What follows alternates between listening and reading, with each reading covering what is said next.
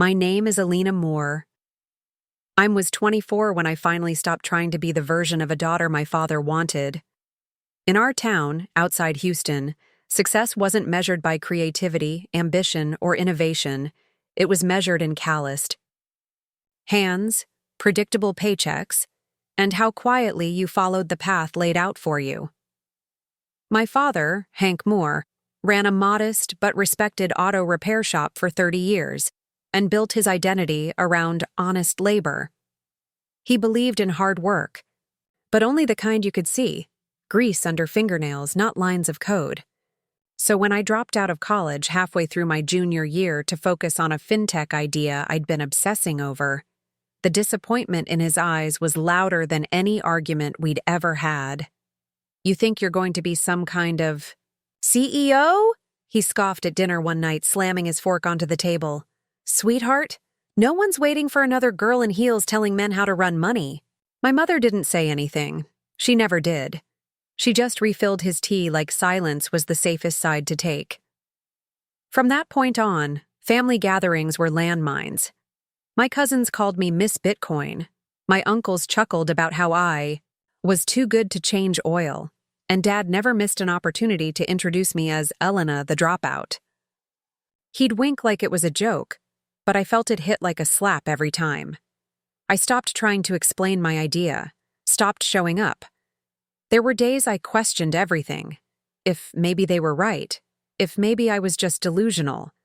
But then I'd go back to my tiny apartment, open my laptop, and lose myself in code.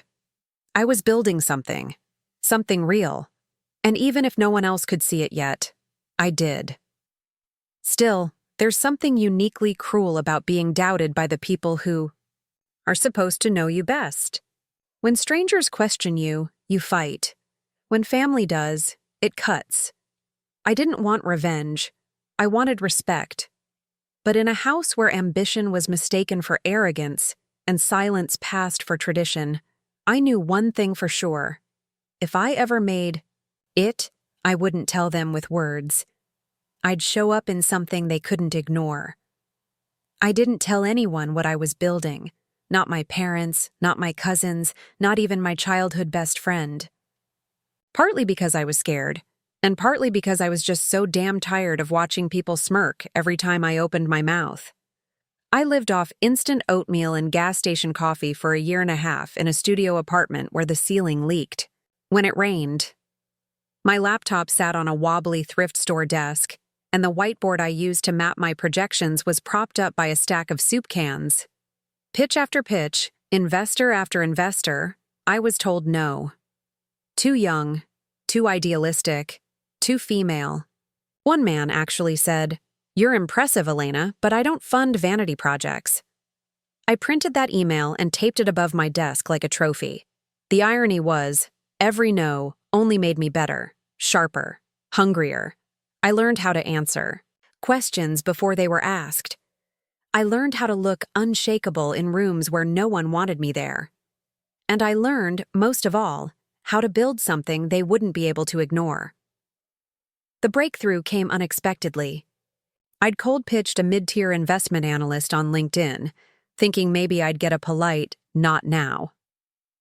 2 weeks later, I got an email from their managing director at Titan Street Capital in Manhattan.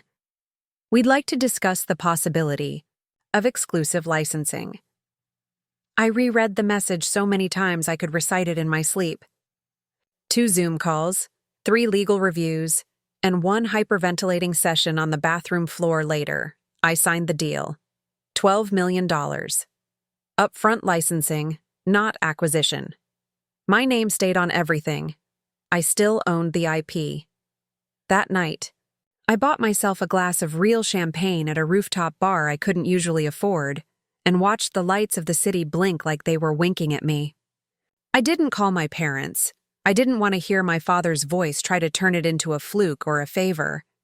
Instead, I watched the story break on Fintech Insider, and later that week, Forbes Women ran a feature on the 24-year-old dropout behind a Wall Street disruptor.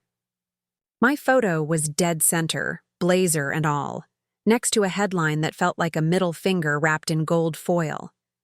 I stared at that screen for hours, not out of pride, though I had plenty, but because I'd finally proven to myself that I wasn't crazy. That every night I spent writing code while the rest of the world slept wasn't wasted. That I wasn't a girl playing CEO. I was the damn founder. And the best part? No one in my family knew. Not yet. But soon, very soon, they would. I didn't plan to make a scene. I didn't want a dramatic entrance or some kind of cinematic confrontation. But when the annual Moore family barbecue rolled around, my father's prized event, where clients, cousins, and neighbors gathered to admire his hand-built empire of lawnmowers and loyalty, I knew I had to show up. Not for him, for me. I'd just returned from New York, where I finalized the last leg of my licensing deal, and that red Ferrari Roma was still sitting in my garage, untouched, a gift to myself I almost felt guilty for buying. Almost. I timed my arrival for 2 p.m., when the lawn would be full and the grill would be sizzling. As I pulled into the gravel driveway, the purr of the engine made people stop mid-sentence. My father looked up from the ribs, eyebrows lifted in suspicion. I stepped out in jeans, sunglasses, and a plain black tee. No brand logos, no heels, nothing flashy except for the car. I didn't say a word until he approached me, spatula still in hand. "Whose car did you borrow, Elena?" he asked, loud. Enough for the crowd to hear, his grin all condescension. Trying to impress the neighbors? I pulled a small folder from my bag and handed it to him. "You raised a practical girl, remember?" I said. "That practical girl paid for it, in full. You'll find the title inside." His smile faltered for half a second, just long enough for me to notice. Then he forced a chuckle and handed the paper back like it burned. "Must be nice to have friends in high places," he muttered, already turning away. That should have been it. I wasn't there to make anyone feel small. I just wanted to stop feeling invisible. But 3 days later, I got a call from my Aunt June.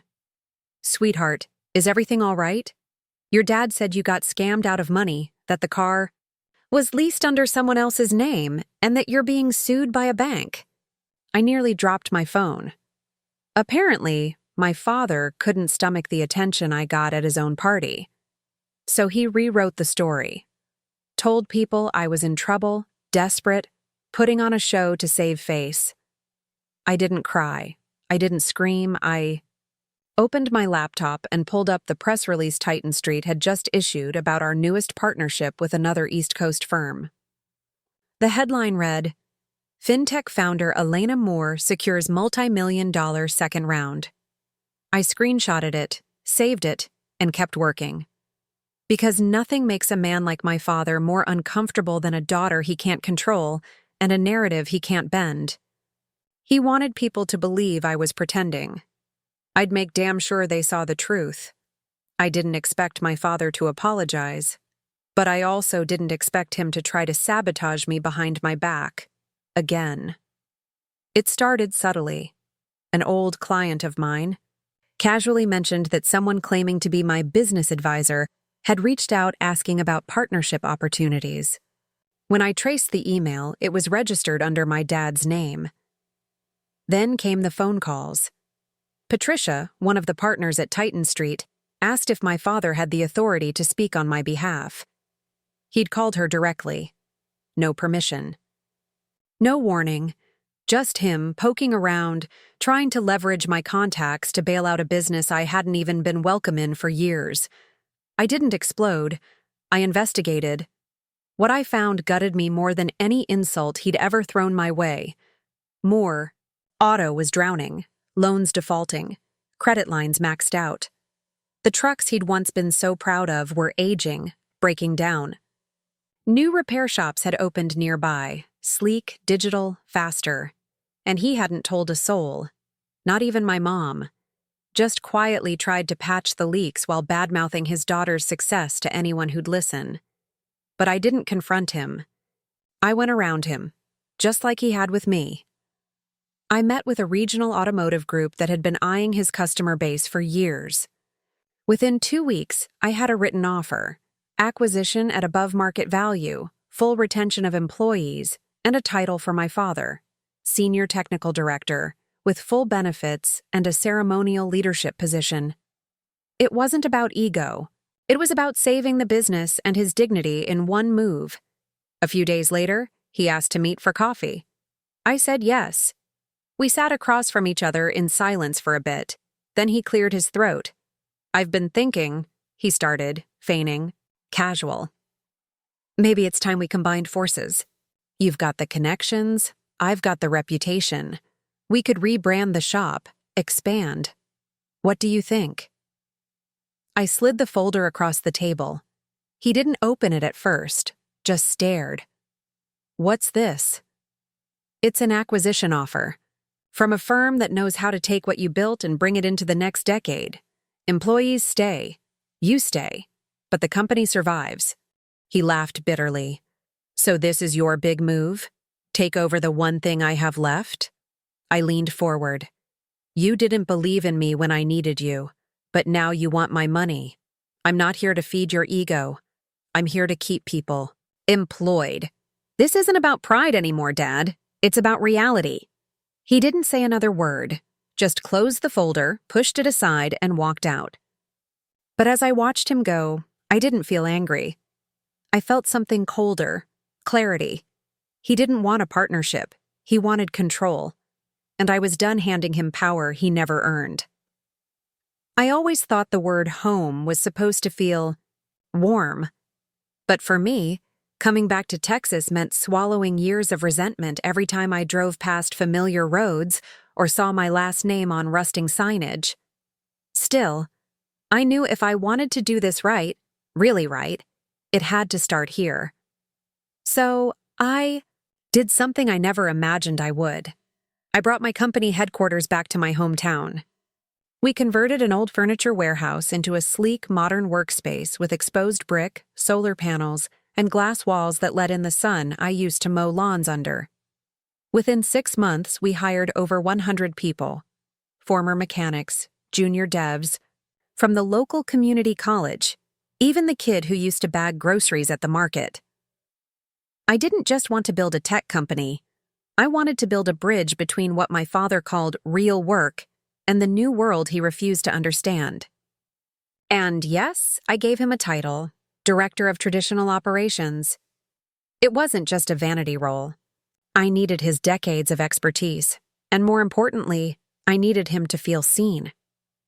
He didn't thank me, not once, but he showed up, every day, early, clipboard in hand, boots on, giving tours to the younger staff, pointing at engines and saying things like, "Your fancy algorithm doesn't work if this breaks."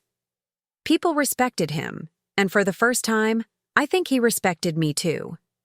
Not with hugs or praise, but with subtle things, like how he stopped interrupting me in meetings.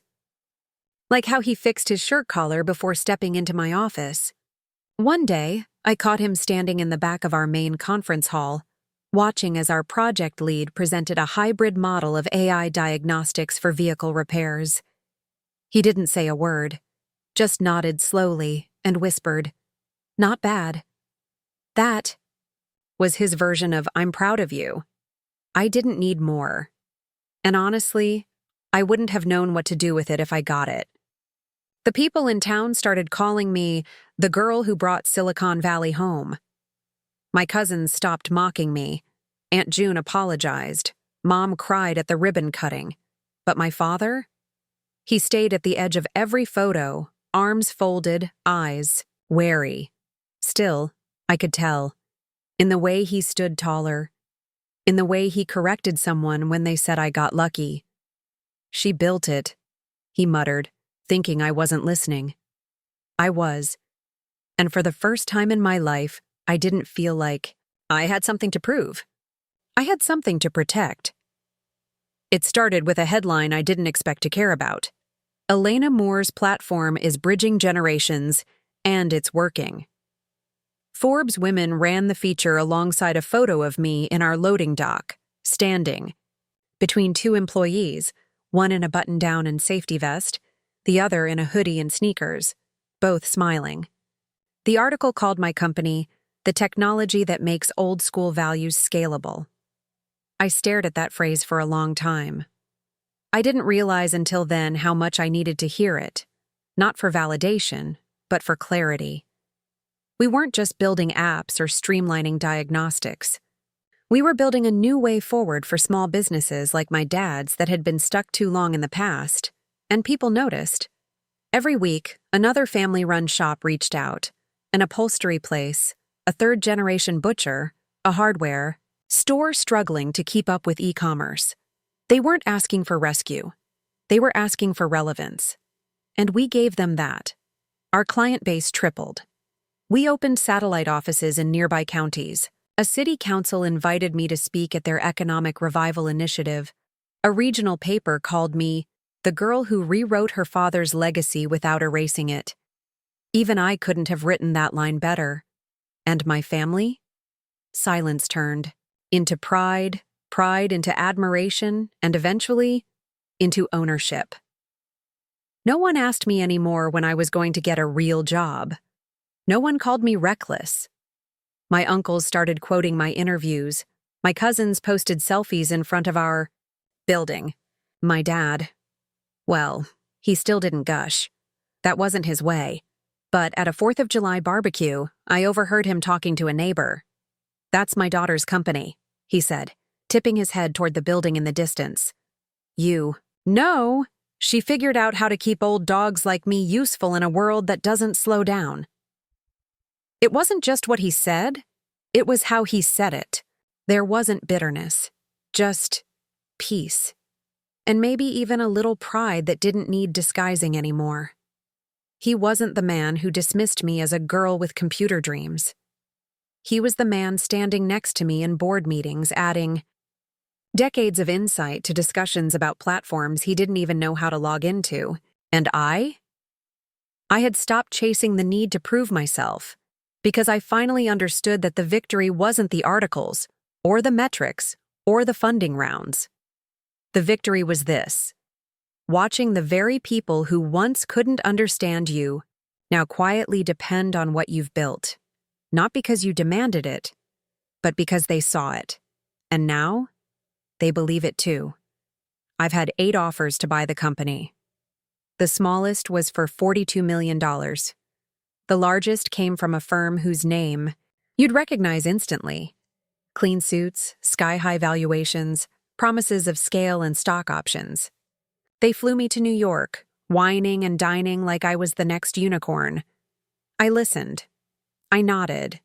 Then I politely said no. Not because I don't believe in growth, but because this thing I built, it's more than a product. It's a proof of life. Every line of code, every hire, every converted small-town garage now doubling as a smart shop, those aren't assets in a spreadsheet. They're chapters of a story I never want rewritten by someone else. My story. Our story. I didn't build this company to cash out. I built it to leave something behind that couldn't be erased by ego or forgotten by history. That's what legacy means to me. And as strange as it sounds, I owe part of that legacy to the same man who once told me I'd never make it. My dad. And I still aren't close in the way people imagine. We don't hug. We don't say I love you. We still argue about tools, politics, and whether self-parking trucks are ridiculous. But now, when he walks into our office, the younger guys greet him with real respect. They call him Mr. Moore. He's become part of something he never imagined, and maybe never wanted. But I think he's glad he stayed long enough to witness it. We've learned to work together, to stay out of each other's way when needed, and to speak honestly without tearing each other down. That in itself feels like a miracle. And me? I stopped trying to be his version of successful. Because I finally became my own. That's the real win, isn't it? Not proving someone wrong, but building something so right they can't ignore it anymore. People always ask me if I wanted revenge. The truth is, no. I wanted to matter. I wanted to be heard without raising my voice. I wanted to build something beautiful, functional, human. And I did. And now that it's real, no one can take it from me. So if you've ever been laughed at, shut out, told you were just a dreamer, don't fold, don't scream, build. Quietly, intentionally, until your work speaks so loudly they can't talk. Over it. If this story moved you, helped you feel seen, or reminded you of your own fight, don't forget to like, subscribe, and share your thoughts below. Your story might be the next one we tell.